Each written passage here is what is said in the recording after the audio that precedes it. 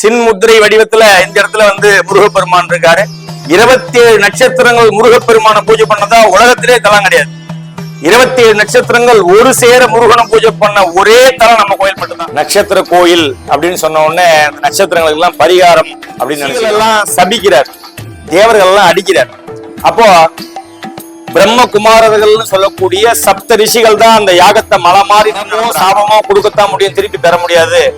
நீங்க எல்லாம் பூமியில போய் தவம் பண்ணுங்க, முருகப்பெருமான் கையால உங்களுக்கு சாப விமோசனம் கிடைக்கும்னு சொல்றாரு. சிவபெருமான் பூஜை பண்றாங்க. அப்ப பூஜைக்கு தண்ணி வேணும்னு சொல்லி முருகப்பெருமானை கேட்கும் போது முருகப்பெருமான் தன்னுடைய கையில இருக்க வேல் எடுத்து பிரயோகம் படைக்கப்பட்ட இந்த ஒரு உயிரை கொன்னாலோ துன்புறுத்தினாலோ பிரம்மஹத்தி தோஷமானது பிடிக்குதுன்னு சொல்றாங்க. அப்ப பிரம்மாவுடைய பசங்களே முருகப்பெருமானுடைய வேல் பட்டு அந்த செய் நதிகரை ஓரமா 14 லிங்கங்களை பிரதிஷ்டை பண்ணி ஒரு மண்டல பூஜை பண்ண சொல்றாங்க. ரொம்ப அழகா இருப்பார். அவரை பார்த்த உடனே ரொம்ப தேஜஸா இருப்பார், ரொம்ப அழகா. செய் ஆறு அப்படின்னு நாளடைவுல உருவானதுக்கு பெயர். செய் அப்படின்னா தமிழ்ல உதிரம் ரத்தம். தனக்குள்ள ஆட்கொள்ளக்கூடிய தன்மை, எல்லாத்தையும் தனக்குள்ள அடக்கக்கூடிய தன்மை முருகப்பெருமான். பூமியில கோடான கோடி குழந்தைங்க இருக்கு, இந்த குழந்தைங்களை பாக்குறதுக்கே நேரம் பத்தல, எனக்கு ஏன் தனியா குழந்தை அப்படின்னு கேட்ட ஒரே கடவுள் முருகப்பெருமான். கலிமான போய் திருத்தணியில் வழிபடுறத வழக்கமா வச்சிருக்காங்க. ஒரு ஆடி கிருத்திகை இவங்களால போக முடியாத சூழ்நிலையால மனசு வருத்தப்பட்டு தன்னுடைய வீட்டுல படுக்கும்போது முருகப்பெருமான் ரெண்டு பேருடைய கனவுலையும் தோன்றி ஒரே நேரத்துல கனவுல தோன்றி மட்டுமே பூஜை பண்ணக்கூடிய சிவசர்ப்பம் முருகனை பூஜை பண்ண தலம். இந்த கலியுகம் முடியும் வரை சூரியனும் சந்திரனும் மனிதனுடைய கண்ணுக்கு எவ்வளவு நாளைக்கு தெரியுதோ அவ்வளவு நாளைக்கு இந்த கலியுகமான முருகன் தேடி போவானா, முருகன் நம்மளை தேடி வருவார்ன்றது சத்தியபூர்வமான கஷேத்திரம்.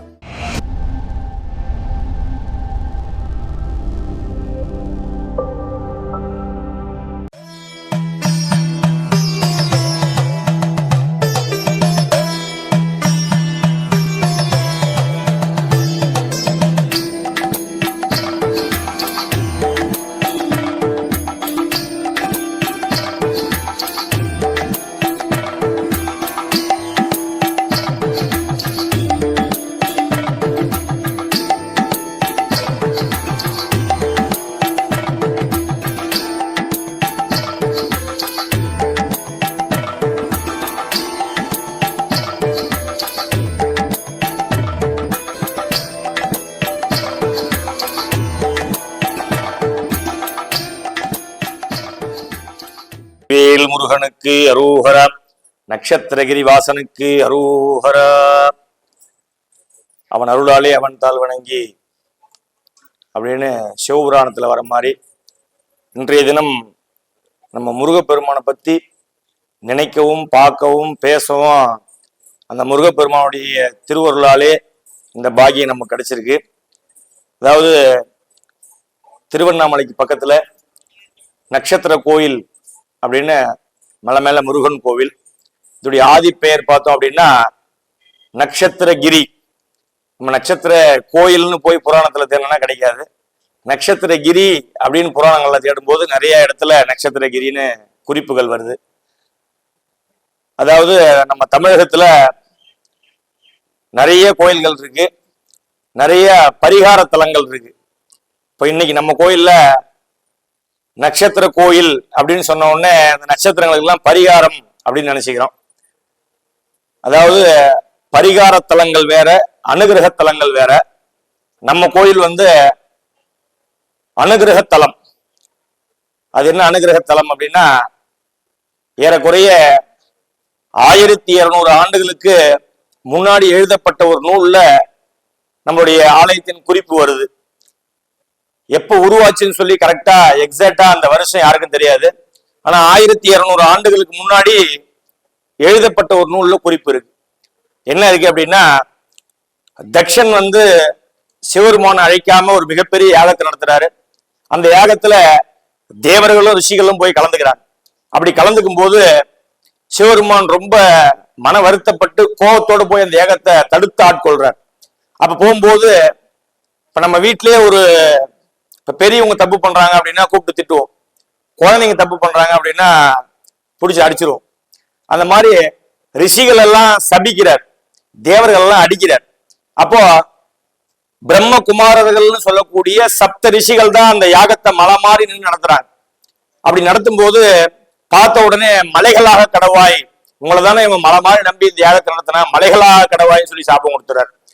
நாரதர் வந்து ரொம்ப அழகா இருப்பார். அவரை பார்த்த உடனே ரொம்ப தேஜஸா இருப்பார், ரொம்ப அழகா இருப்பார். அப்ப நாரதரை பார்த்த உடனே உன் உடல் நலிய கடவாயின்னு சொல்லி சாபம் கொடுத்துறாரு.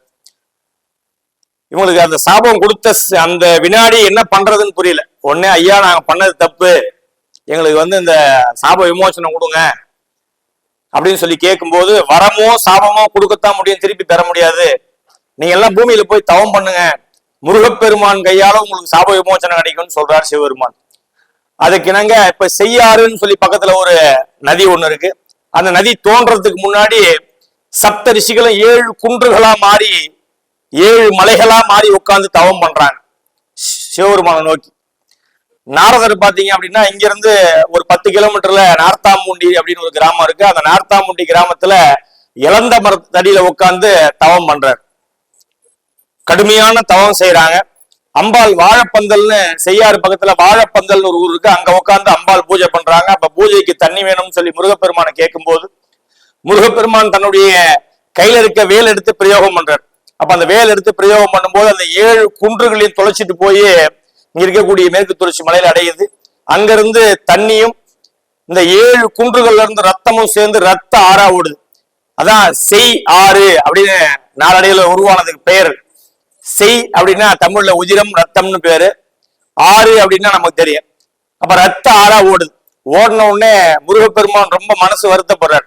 ஏன்னா முருகப்பெருமானை பொறுத்த வரைக்கும் இதுவரைக்கும் யாரையும் கஷ்டப்படுத்தினாரு, யாரையும் வதம் செய்தார். இப்போ சிவபெருமான் எடுத்துட்டோம் அப்படின்னா சிவபெருமான் வதம் பண்ணாரு அப்படின்னு வரலாறு இருக்கு. மகாவிஷ்ணு எடுத்துட்டா வதம் பண்ணாரு அப்படின்னு வரலாறு இருக்கு. ஆனா முருகப்பெருமானை பொறுத்த வரைக்கும் சூர சம்ஹாரம் செய்தாலும் சூரனை அழிக்கல.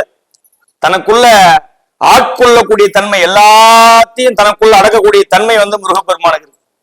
அப்போ முருகப்பெருமான் யாரையும் கஷ்டப்படுத்தினாரு வருத்தப்படுத்தினாரு அப்படின்னு எங்கேயுமே வரலாறு கிடையாது. அப்போ இதை பார்த்த உடனே ரொம்ப மனசு வருத்தப்படுறாரு. பிரம்மாவால படைக்கப்பட்ட இந்த ஒரு உயிரை கொன்னாலோ துன்புறுத்தினாலோ பிரம்மஹத்தி தோஷமானது பிடிக்குதுன்னு சொல்றாங்க. அப்ப பிரம்மாவுடைய பசங்களே முருகப்பெருமானுடைய வேல் பட்டு அவங்களோட உயிர் பிரிஞ்சுது அப்படின்னா முருகப்பெருமானுக்கு பிரம்மஹத்தி தோஷமானது பிடிக்கும். முருகப்பெருமானுக்கு பிரம்மஹத்தி தோஷங்கள் பிடிச்சது அப்படின்னா உலகத்துல உள்ள புழு பூச்சில இருந்து ஆரம்பிச்சு மனிதன் வரைக்கும் இருக்கக்கூடிய சகல விதமான ஜீவராசிகளும் கஷ்டப்படும். அப்படின்றதால ஏன் கஷ்டப்படும் அப்படின்னா எல்லா தெய்வங்களுக்கும் குழந்தைகள் இருக்கு, முருகப்பெருமானுக்கு மட்டும் குழந்தைகள் கிடையாது. ஏன் குழந்தை இல்லைன்னு முருகனே சொல்றாரு. இந்த பூமியில கோடான கோடி குழந்தைங்க இருக்கு, இந்த குழந்தைங்களை பாக்குறதுக்கே நேரம் பத்தல, எனக்கு ஏன் தனியா குழந்தை அப்படின்னு கேட்ட ஒரே கடவுள் முருகப்பெருமான் கலியுகத்துல. அப்பேற்பட்ட கருணையே வடிவா இருக்கக்கூடிய கந்த பெருமான் நேரா போய் அம்பாள்கிட்ட பார்வதி தேவிட்ட போய் கேட்கிறார், என்னால ஒரு தனிதான் வரலாறு இருக்கக்கூடாது, இதுக்கு என்ன பண்ணலாம், இதுக்கு என்ன சொல்யூஷன் சொல்லி கேட்கும் போது அந்த செய் நதிகரை ஓரமா 14 லிங்கங்களை பிரதிஷ்டை பண்ணி ஒரு மண்டலம் பூஜை பண்ண சொல்றாங்க. அது இன்னைக்கு பாத்தீங்க அப்படின்னா வடகரையில 7 சிவன் கோயிலாவும் தென்கரையில 7 சிவன் கோயிலாவும் சப்த கரகண்டீஸ்வரர் சப்த கைலாசநாதர்னு 14 சிவாலயமா இருக்கு. அப்போ அந்த அவங்க உயிர் பிச்சு வரணும், பிரம்மஹத்தி தோஷமே பிடிக்காம அவங்க உயிர் பிரிஞ்சாதான் பிரம்மஹத்தி தோஷம் பிடிக்கும், அவங்க உயிர் பிரியாம காப்பாற்றணுன்றதுக்காக கேட்கிறாரு. ஒரு மண்டலம் பூஜை பண்ண சொல்றாங்க. தன்னுடைய திருக்கரங்களால 14 லிங்கங்களை பிரதிஷ்டை பண்ணி பூஜை பண்றாரு. அப்படி பிரதிஷ்டை பண்ணும்போது வடகரையில இருக்கக்கூடிய 7 சிவலிங்கங்களை பூஜை பண்ணும்போது இந்த நட்சத்திரகிரின்னு சொல்லக்கூடிய சேத்திரத்துல முருகப்பெருமான் உட்கார்ந்து தன்னுடைய நித்திய சிவ பூஜை செய்யறார். தென்கரையில பாத்தீங்கன்னா 7 சிவாலயங்கள் இருக்கு, சப்த கைலாயம்னு. அந்த 7 சப்த கைலாயங்களை பூஜை பண்ணும்போது இதுக்கு நேர் கோட்டுல தேவகிரி, அப்ப இன்னைக்கு தேவனாம்பட்டுன்னு இருக்கு, தேவகிரி அப்படின்னு சொல்லக்கூடிய சேத்திரத்துல உட்கார்ந்து தவம் செய்யறார். முருகப்பெருமான் தவம் பண்றார். அதாவது செய் நதிகரிக்கு பாத்தீங்கன்னா வடகரையில 7 சிவாலயம் ஒரு முருகன் கோயில், தென்கரையில பார்த்தோம் அப்படின்னா 7 சிவாலயம் ஒரு முருகன் கோயில். அப்படியா முருகனே பிரதிஷ்டை பண்ணி ஒரு மண்டலம் பூஜை பண்றதால அவங்க உயிர் பிச்சு வராங்க. நாரதருக்கு தன்னுடைய பழைய உடலானது கிடைக்குது. இந்த வரலாறானது முடியுது. முடிஞ்ச உடனே ஒரு ராஜாக்கள் அந்த 7 சிவாலயங்களை எடுத்து கட்டுறாங்க. வடகரையில உள்ள 7 சிவாலயத்தையும் தென்கரையில் உள்ள 7 சிவாலயங்களையும் ராஜாக்கள் எடுத்து ஒரு ராஜாக்கள் கோயிலா கட்டுறாங்க. ஆனா இந்த 2 முருகன் தலங்களும் யாருக்கும் தெரியாமே இருக்கு. அப்போ ஏறக்குறைய 1200 ஆண்டுகளுக்கு முன்னாடி இந்த 14 சிவாலயங்களையும் பூஜை செய்த சிவாச்சாரியர்கள் 2 பேர் வந்து என்ன பண்றாங்க அப்படின்னா ஆடிகிருத்திகை முருகப்பெருமான போய் திருத்தணியில் வழிபடுறத வழக்கமா வச்சிருக்காங்க. ஒரு ஆடிகிருத்திகை இவங்களால போக முடியாத சூழ்நிலையால மனசு வருத்தப்பட்டு தன்னுடைய வீட்டுல படுக்கும்போது முருகப்பெருமான் ரெண்டு பேருடைய கனவுலையும் தோன்றி ஒரே நேரத்துல கனவுல தோன்றி சொல்றார், நான் உனக்குள்ளேயே இருக்கேன், உனக்கு உள்ளார்ந்த அன்புல இருக்கேன், உண்மையான பக்தியில இருக்கேன், நீ ஏன் நீ வெளியில போய் தேடுற? உனக்கு பக்கத்திலே இருக்கக்கூடிய நட்சத்திரகிரின்னு சொல்லக்கூடிய சேத்திரத்துல முருகனாலே சொல்லப்பட்ட தலம். இந்த இடத்துக்கு பேர் நட்சத்திரகிரின்னு தான் முருகப்பெருமான் சொல்றார். நட்சத்திரகிரி அப்படின்னு சொல்லக்கூடிய சேத்திரத்துல மலை உச்சியிலையும் இல்லாம மலை அடிவாரத்திலையும் இல்லாம நடு மலையில நடுநாயகமா நான் இருக்கேன். இது வரைக்கும் வேற யாருக்கும் காட்சி கொடுக்காத நிலையில நான் காட்சி கொடுக்குறேன் அப்படின்னு சொல்றாரு. என்ன காட்சி கொடுக்காத நிலை அப்படின்னா, பெரும்பாலான முருகன் கோயில் போய் பாத்தீங்க அப்படின்னா மலை உச்சியில இருக்கும். ஒரு சில திருத்தலங்கள், திரு ஆவினன்குடி அப்படின்னு சொல்லக்கூடிய ஒரு சில திருத்தலங்கள்லாம் பாத்தீங்கன்னா மலை அடிவாரத்துல இருக்கும். நம்ம திருத்தலம் பாத்தீங்கன்னா நடு மலையில இருக்கு. இந்த நடுவு மலையில ஏன் கோயில் வந்தது அப்படின்னா, தட்சிணாமூர்த்தி கையில பாத்தீங்கன்னா சின்முத்திரைன்னு இருக்கும். இந்த சின்முத்திரை எதை குறிக்குது அப்படின்னா, இந்த கட்டவரல் அப்படின்றது கடவுள், இந்த ஆள்காட்டி விரல் அப்படின்றது உயிர். இந்த 3 விரல் இருக்கு இல்லையா, அந்த சுண்டி விரல் ஆணவம், கர்மம், மாயை அப்படின்னு சொல்லக்கூடிய இது 3ஐயும் நம்ம ஒரு மனிதனுக்கு ஆணவம் இருக்கக்கூடாது, கர்மம்னு சொல்லக்கூடிய நம்மளுடைய கர்மா இருக்கக்கூடாது, மாயைன்னு சொல்லக்கூடிய அதீதமான ஆசைகள் இருக்கக்கூடாது. இது 3ஐயும் நம்ம நவுத்திட்டு கொஞ்சம் நவந்து வந்தோம் அப்படின்னா நம்மளை நோக்கி கடவுள் கொஞ்சம் நவந்து வருவாரு. வரும்போது சேரக்கூடிய இடம் தான் முக்தி. அந்த மாதிரி மலை உச்சியில முருகப்பெருமான் இருப்பார், மலை அடிவாரத்துல முருகப்பெருமான் இருப்பார். நம்ம திருத்தலத்தை பாத்தீங்க அப்படின்னா நம்ம கொஞ்சம் தூரம் வந்தோம் அப்படின்னா முருகப்பெருமான் கொஞ்சம் தூரம் ஒரு இடத்துல சேரக்கூடிய நிலையில சின்முத்திரை ஞானமே வடிவா இருக்கக்கூடிய முருகப்பெருமான் இந்த இடத்துல ஞான ரூபமா சின்முத்திரை வடிவத்துல இந்த இடத்துல முருகப்பெருமான் இருக்காரு. 27 நட்சத்திரங்கள் முருகப்பெருமான பூஜை பண்ணதா உலகத்திலே தலம் கிடையாது. 27 நட்சத்திரங்கள் ஒரு சேர முருகனை பூஜை பண்ண ஒரே தலம் நம்ம கோயில் மட்டும்தான். அதனாலதான் நட்சத்திரகிரி முருகனே சொல்றாரு, 27 நட்சத்திரங்கள் என்ன பூஜை பண்றாங்க. நம்ம கோயில் பாத்தீங்க அப்படின்னா சிவலிங்கம் இருக்கும், முருகர் வள்ளி தேவியோட இருப்பாரு. கீழே பாத்தீங்கன்னா சிவலிங்கம் இருக்கும். சிவலிங்கம் அப்படின்னா சிவ சுப்பிரமணியர் இருக்காரு. இப்ப நம்ம உடம்பு இருக்கு, உடம்புக்குள்ள உயிர் இருக்கு, உடம்பு பார்க்க முடியும் ஆனா உயிரை பார்க்க முடியாது. அந்த மாதிரி சிவலிங்கமா இருக்காரு. சிவலிங்கத்துக்குள்ள சிவபெருமான் இருக்கு, சிவபெருமான் சிவலிங்கமா இருக்காரு. சிவலிங்கத்துக்குள்ள முருகப்பெருமான் உயிரா இருக்காரு, சிவ சுப்பிரமணியரா இருக்காரு. நம்ம தான் பின்னாடி முருகர் பிரதிஷ்டை பண்றோம். ஏன்னா அது நாளடியில சிவன் கோயில் ஆகக்கூடாது, முருகன் கோயில் தெரியணுன்றதுக்காக பின்னாடி வள்ளி தேவியான முருகர் பிரதிஷ்டை. கீழே உள்ள சுயம்பு லிங்கம் தான் இங்க ஆதி. அப்போ சுயம்பு லிங்கமா நான் இருக்கேன். 27 நட்சத்திரங்கள் என்ன வழிபடுறாங்க. வேற எங்கேயும் வழிபடாத சிவசர்ப்பம், சிவனை மட்டுமே பூஜிக்கக்கூடிய பாம்பு இந்த இடத்துல என்ன பண்ணுது அப்படின்னா, சிவலிங்கத்துக்குள்ள முருகப்பெருமான் சூக்ஷ்மமா இருக்கிறதால பிரிச்சு வழிபட முடியாத காரணத்தால நம்ம கோயில்ல மட்டும்தான் பாம்பு பூஜை பண்ணத்தாலும் நிறைய இருக்கு. குக்கி சுப்பிரமணியன் கர்நாடகால இருக்கு, கரூர்ல ஒரு கோயில் இருக்கு, ஈரோடு பக்கத்துல ஒரு கோயில் இருக்கு. ஆனா அதெல்லாம் பாம்பு பூஜை பண்ண தலங்கள், நாகம் பூஜை பண்ண தலம். நம்ம கோயில்ல மட்டும்தான் சிவனை மட்டுமே பூஜை பண்ணக்கூடிய சிவசர்ப்பம் முருகனை பூஜை பண்ண தலம். அதுக்கு அடுத்தபடியா பார்த்தோம் அப்படின்னா முருகப்பெருமான் சிவ பூஜை செய்தார்னு தலம் இருக்கு. இப்ப திருச்செந்தூர்ல பாத்தீங்கன்னா முருகப்பெருமான் சிவ பூஜை பண்ணார். நம்ம விருதாசலம் பக்கத்துல நல்லூர்னு ஒரு நல்லூர்ல பாத்தீங்க அப்படின்னா முருகப்பெருமான் வடதிசை நோக்கி உட்கார்ந்து சிவ பூஜை செய்தார்னு தலம் இருக்கு. திருவிடைக்கழி அப்படின்னு சொல்லி காரைக்கால் பக்கத்துல ஒரு கோயில்ல சிவ பூஜை பண்ணார்னு தலம் இருக்கு. ஆனா சிவ பூஜை பண்றாருன்னு எங்கேயும் தலம் கிடையாது, நிகழ்காலத்துல தலம் கிடையாது. நம்ம கோயில்ல மட்டும்தான் 27 நட்சத்திரங்கள் முருகப்பெருமான பூஜை பண்றாங்க. வேற எங்கேயும் பூஜை பண்ணாத சிவசர்ப்பம் முருகப்பெருமான பூஜை பண்றாங்க. முருகப்பெருமான் தம்பதியா சிவ பூஜை செய்யறார், தன்னுடைய ஆத்மார்த்த சிவ பூஜை எங்க செய்யறார். இதெல்லாம் எவ்வளவு நாளைக்கு செய்யறாரு அப்படின்னா, இந்த கலியுகம் முடியும் வரை சூரியனும் சந்திரனும் மனிதனுடைய கண்ணுக்கு எவ்வளவு நாளைக்கு தெரியுதோ அவ்வளவு நாளைக்கு இந்த கலியுகமானது இருக்கும். இந்த கலியுகம் முடியும் வரை இந்த இடத்துல இந்த 3 பூஜையும் தொடர்ந்து நடக்கும். உன்னுடைய உண்மையான பக்தி கிணங்க, உன்னுடைய உள்ளார்ந்த அன்பு கிணங்க நான் உனக்கு இங்க காட்சி கொடுக்குறேன்னு சொல்லி ஆடி கிருத்திக்கு திருத்தணி போக முடியாத பக்தனுக்கு இந்த இடத்துல காட்சி கொடுக்குறாரு. அப்போ ஊர் மக்கள் எல்லாம் கூட்டு வராங்க. இப்ப அடையாளம் தெரியணும் இல்லையா, நிறைய மலைகள் இருக்கு, இந்த மலைக்கு ஒரு அடையாளம் தெரியணும் இல்லையா உங்களுக்கு. அதனால என்ன பண்றாங்க அப்படின்னா, கீழே சூரிய புஷ்கரணி சந்திர புஷ்கரணி 2 தீர்த்தம் இருக்கும். மேல நட்சத்திர தீர்த்தம்னு ஒரு தீர்த்தம் இருக்கும். அது பக்கத்துல நான் இருக்கேன் அப்படின்னு சொல்றாரு. அந்த சிவசர்ப்பமே வழிகாட்ட நீ சேருவாயாக அப்படின்னு சொல்றாரு. அப்போ அதே மாதிரி ஊர் மக்கள் எல்லாம் கூட்டு பாக்குறாங்க. கீழே அந்த தீர்த்தம் இருக்கு, அந்த தீர்த்தத்துல குளிக்கிறாங்க. அந்த தீர்த்தத்துல குளிச்சுட்டு வரும்போது அந்த பாம்பு, அந்த சிவசர்ப்பம் மேல வருது. சப்பாத்தி கல்லி புதரா இருக்கு இந்த இடம். சப்பாத்தி கல்லி புதருக்குள்ள அந்த சுயம்பு லிங்கத்தை காமிச்சு கொடுக்குது. அந்த முருகப்பெருமான் ஒரு உண்மையான பக்தனுக்கு பக்தி மட்டும் இருந்தா போதும், உள்ளார்ந்த அன்பு மட்டும் இருந்தா போதும். நம்ம முருகன் தேடி போவோம்னா முருகன் நம்மளை தேடி வருவார்ன்றது சத்தியபூர்வமான கஷேத்திரம். இந்த இடத்துல பக்தனுக்காக முருகப்பெருமான் காட்சி கொடுக்குறாரு ஆடி கிருத்திகை அன்னைக்கு. அப்போ நூத்துக்கணக்கான மக்கள் பாம்பை பாக்குறாங்க, சுயம்பு லிங்கத்தை பாக்குறாங்க. அவங்க 2 பேருக்கு மட்டும் முருகப்பெருமான் விஸ்வரூப தரிசனம் கொடுக்குறாரு. கொடுத்த தினம் ஆடி கிருத்திகை. அதனாலதான் இன்னைக்கு ஆடி கிருத்திகை அன்னைக்கு பார்த்தோம் அப்படின்னா 2 லட்சத்துல இருந்து 3 லட்சம் பேர் வந்து நம்ம முருகப்பெருமான் வழிபடுறாங்க. இந்த இந்த பக்கத்துல உள்ள கிராம பகுதியில் எல்லாத்திலுமே பாத்தீங்க அப்படின்னா இந்த கோயிலுக்கு கிருத்திகை கோயில் அப்படின்னே ஒரு பேர். கிருத்திகை கோயில்னு சொல்லுவாங்க. அந்த அளவுக்கு இந்த ஆடி கிருத்திகை ரொம்ப விசேஷம். அந்த கிருத்திகை அன்னைக்கு அங்க காட்சி கொடுக்குறாங்க. காட்சி கொடுத்து அப்படியே ஒரு சின்னதா ஒரு கொட்டகை மாதிரி அமைச்சு அந்த வழிபாடானது தொடர்ந்து பண்றாங்க. அதுக்கப்புறம் நாளடிவில் ஒரு காலங்கள்ல திருப்பணிகள் செய்து இப்ப கடைசி 2012 கும்பாபிஷேகமானது நடந்தது. தொடர்ந்து 13 கிருத்திகைகளும் ரொம்ப சிறப்பா இருக்கும். வாரத்துல வரக்கூடிய செவ்வாய்க்கிழமை ரொம்ப சிறப்பா இருக்கும். சஷ்டி, கந்த சஷ்டி ரொம்ப சிறப்பான வைபவம். கந்த சஷ்டி பார்த்தோம் அப்படின்னா எல்லா கோயிலையும் 6 நாள் இல்ல 7 நாள் நடக்கும். இங்க 9 நாள் கந்த சஷ்டி நடக்கும். அதே மாதிரி பாத்தீங்கன்னா பங்குனி உத்திரம் 11 நாள் கொடியேற்றி, பங்குனி உத்திரம் 11 நாள் தேரோடு சேர்ந்த மாதிரி, திருக்கல்யாணத்தோடு சேர்ந்த மாதிரி 11 நாள் திருவிழா, பங்குனி உத்திர திருவிழா நடக்குது. தினந்தோறும் பாத்தீங்க அப்படின்னா ஆயிரக்கணக்கான மக்கள் வந்து எம்பெருமானை பார்த்து முருகப்பெருமான வேண்டி அவங்களுக்கு எல்லா விதமான நலன்களையும் முருகப்பெருமான் பண்ணிட்டு இருக்காரு.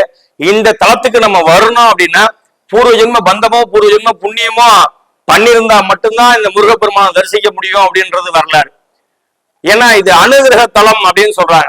அனுகிரக தலம்னா என்ன? நான் முன்னாடி முதல்ல ஆரம்பிக்கும் போது சொன்ன மாதிரி அனுகிரக தலம்னா என்ன அப்படின்னா, இப்ப தெய்வ வடிவங்கள் இருக்கு. தெய்வ வடிவங்கள்லயே 3-4 விதங்கள் இருக்கு. அதாவது சுயம்பு அப்படின்றது முதன்மையானது, தானா தோன்றது, யாரும் ஒரு சிலை வடிக்காத தானா தோன்றி வரக்கூடியது சுயம்புன்னு சொல்லுவோம். தானாவே தோன்றக்கூடியது சுயம்பு. தேவர்களால வடிக்கப்பட்டு அந்த சிலையை பிரதிஷ்டை தேவர்கள் பண்ணி பண்றது தேவ பிரதிஷ்டைன்னு சொல்லுவோம். இந்த ராட்சசர்களாலையும் நம்ம பிரதிஷ்டை பண்றது, ராட்சசர்கள் பிரதிஷ்டை பண்ண கோயில்களும் இருக்கு. மனிதர்களால இப்ப நம்ம மனுஷனை செலவடிச்சு வச்சு கும்பாபிஷேகம் பண்ணி பூஜை பண்ண தலங்கள் இருக்கு. இதுல முதன்மையா சொல்றது எது அப்படின்னா இந்த சுயம்பு மூர்த்தியா இருக்கக்கூடிய சுயம்பு தானா வர்றதுதான் முதன்மையா சொல்றாங்க. அனுகிரக தலங்கள்ல நம்ம மூர்த்தி சுயம்பு மூர்த்தியா இருக்காங்க. அடுத்தபடியா தலம். இந்த தலத்தை வந்து யார் சொல்லி கொடுத்தாங்க, இந்த இடத்தை யார் உருவாக்குனாங்க, யார் காமிச்சு கொடுத்தாங்க அப்படின்னா இப்ப மனிதனால உருவாக்கப்பட்ட கோயில், மனிதனால காமிச்சு கொடுக்கப்பட்ட கோயில் அப்படின்னு இருக்கும். ஆனா இந்த தலம் முருகனாலே உருவாக்கப்பட்ட கோயில். முருகனே சுயம்புவ உருவாகிறாரு. முருகனே நான் இங்க இருக்கேன் என்னை வந்து பாருன்னு சொல்றாரு. அப்போ மூர்த்தின்னு சொல்லக்கூடிய மூர்த்தி சுயம்பு மூர்த்தியா சிறப்பாயிடுறாங்க. தலம் அப்படின்னு வரும்போது இந்த தலத்தை முருகப்பெருமானே உருவாக்கி முருகப்பெருமானே நம்ம அனுகிரக தலமா கொடுக்குறாரு. அடுத்தபடியா தீர்த்தம் அப்படின்னு பார்க்கும்போது கீழே இருக்கக்கூடிய சந்திர புஷ்கரணி அப்படின்னு சொல்லக்கூடிய தீர்த்தம், சூரிய புஷ்கரணி, சந்திர புஷ்கரணி, நட்சத்திர தீர்த்தம் 3 தீர்த்தம் இருக்கு. அதுல சந்திர புஷ்கரணி தீர்த்தம் ரொம்ப விசேஷம். ஏன்னா அந்த சந்திர புஷ்கரணி தீர்த்தத்துல இது வரைக்கும் அந்த தண்ணி வடிஞ்சதே கிடையாது. எவ்வளவு வெயில் அடிச்சாலும் அந்த தண்ணி வடிஞ்சதே கிடையாது. இது வரைக்கும் வடியாத வற்றாத தீர்த்தம் சந்திர புஷ்கரணி. அப்போ அந்த தீர்த்தத்தையே எம்பெருமான் முருகப்பெருமானே உருவாக்கி கொடுத்தாரு. மூர்த்தி, ஸ்தலம், தீர்த்தம் அப்படின்னு சொல்லக்கூடிய 3 ஒரு சேர முருகனாலே உருவாக்கப்பட்டதால இந்த தலம் அனுகிரக தலம். தமிழ்நாட்டுல பாத்தீங்க அப்படின்னா விரல் விட்டு என்ற மாதிரிதான் இந்த அனுகிரக தலமானது இருக்கு. அதுல நம்ம கோயிலும் ஒரு அனுகிரக தலமா விளங்குது. அதனால தயவு செய்து பக்தர்கள் வந்து நம்ம நட்சத்திர கோயில் அப்படின்னு இருக்கிறதால இங்க போய் இந்த பரிகாரம் பண்ணா அது நடக்குமா, அந்த பரிகாரம் பண்ணா அது நடக்குமா, எந்த நட்சத்திரத்துக்கு என்ன பண்ணணும், இது பண்ணாதான் அதுவா, அது பண்ணாதான் இதுவானே கிடையாது. இந்த தலத்தை பொறுத்த வரைக்கும் முருகப்பெருமான மனமுருகி மனமாற முருகனுக்கு நேரா நின்று 2 கை எடுத்து கூப்பி மனசால வேண்டணும் அப்படின்னா நம்ம முருகனை பார்க்கும்போது முருகன் கண்டிப்பா நம்மளை பார்ப்பார். அந்த முருகனுடைய சுபவீக்ஷணம்னு சொல்லக்கூடிய அந்த பார்வை நம்ம படும்போது நமக்கு இருக்கக்கூடிய சகல விதமான பிரச்சனைகளும் சரியாயி சந்தோஷமான வாழ்க்கை அமையும் அப்படின்றதுதான் உண்மை. இப்ப அபிஷேகம் பண்றதோ, அர்ச்சனை பண்றதோ, பாலாபிஷேகம் பண்றதோ, மற்றபடி என்ன யாகங்கள் பண்றதோ, பூஜைகள் பண்றதோ நம்ம திருப்திக்காக, நம்ம சக்திக்காக, நம்ம வசதி தகுந்த நம்ம பண்ணிக்கலாமே தவிர இது பண்ணாதான் இது நடக்கும் இந்த கோயில்ல கிடையாது. முருகனை பார்த்தாலே எல்லாம் நடக்கும். அப்போ இந்த யூடியூப் சேனல் மூலமா பார்க்கக்கூடிய பக்தர்கள் எல்லாரும் உங்க வாழ்க்கையில ஒரு முறையாவது வந்து இந்த தலத்துக்கு வந்து மனமுருகி மனமாற முருகப்பெருமான தரிசனம் பண்ணி உங்க வாழ்க்கையில எல்லா விதமான இகபர சௌபாகியங்களோட சந்தோஷமான வாழ்க்கை உங்க எல்லாருக்கும் அமையணும்னு சொல்லி எங்களுடைய நட்சத்திர முருகனை பிரார்த்தனை பண்ணிக்கிறோம். வெற்றிவேல் முருகனுக்கு அரோகரா.